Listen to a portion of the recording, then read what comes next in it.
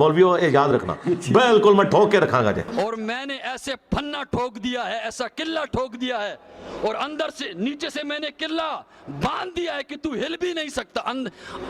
आधा अंदर और आधा मेरे बांधा हुआ है, इस वजह से हिल भी नहीं सकता।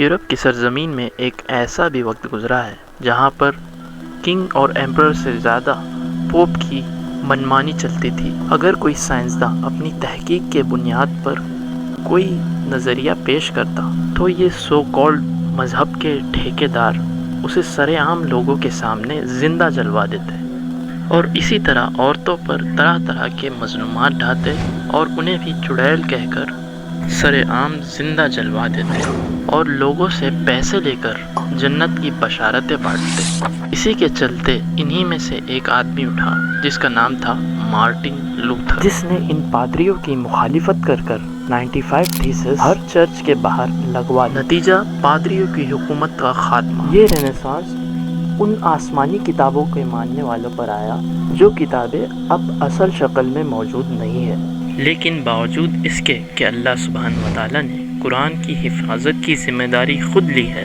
फिर भी हम मुसलमान उन्हीं रास्तों पर चल रहे हैं जिन रास्तों पर चलकर पिछली उम्मतें गुमराह हुई। बावजूद इसके कि हमारे नबी रसूलुल्लाह सल्लल्लाहु अलैहि वसल्लम ने इस चीज़ से हमें रोका भी था और आगाह भी किया था कि तुम वही कुछ करोगे जो पिछली उम्मतों ने किया। 18वीं सेंचुरी में जब शाह वलीउल्लाह दहलवी ने पहली दफ़ा कुरान का तर्जुमा फ़ारसी में किया तो मौलवी हजरात ने उन पर कुफ्र का फतवा लगाया। लेकिन अल्हम्दुलिल्लाह आज के इस दौर में हर मुसलमान के पास एक क्लिक में ही कुरान और अहादीस की तमाम तालीमात मौजूद है। और जिस तरह मार्टिन लूथर रेनेसांस का एक बूस्टर एलिमेंट बनकर सबके सामने आया, उसी तरह हमारे पास एक ऐसा शख्स मौजूद है जो खुलकर मौलवियों के काले करतूत पेश करते हुए उनके सामने तमाम निकात पेश करता है और उन्हें लाजवाब करता है।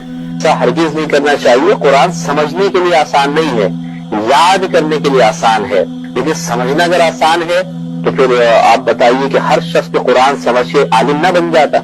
आम बंदा जब कुरान के तर्जुमे उठा के इसमें गौर व खौफ शुरू करेगा, ये गुमराही का दरवाजा खुलेगा। तर्जुमे आपके लिए नहीं है, ये तालिब इल्म के लिए। आज अगर कोई गैर मुस्लिम इस्लाम कबूल करना चाहे या इस्लाम को स्टडी करना चाहे और हमसे पूछे बताओ तुम्हारी किताब कौन सी है, हम उसे कुरान देते वक्त ये कहेंगे कि ये हमारी किताब है, लेकिन 50-50 चांसेस हैं, गुमराह भी हो सकते हो, हिदायत भी, कि कभी कोल ही रखो। और अगर कोई मेरे जैसा मुसलमान वो ये कहे कि ये हमारी किताब है, इसे पढ़ो, ये सरापा हिदायत है, और आगे से अगर वो अंग्रेज पूछ ले कि क्या तूने भी यही कुरान पढ़ के अपने अकीदों की इस्लाह की थी, तो 99% मुसलमान जो है ना उसका मुंह देखेंगे कि नहीं। फिर वो आगे से अगर ये पूछ ले कि अगर तूने इस किताब से हिदायत हासिल नहीं की है तो मुझे क्यों मशवरा दे रहा है, तो हमारे साथ शर्म से झुक जाएंगे। कुरान में कहीं नहीं लिखा ये कुरान गुमराह करता है।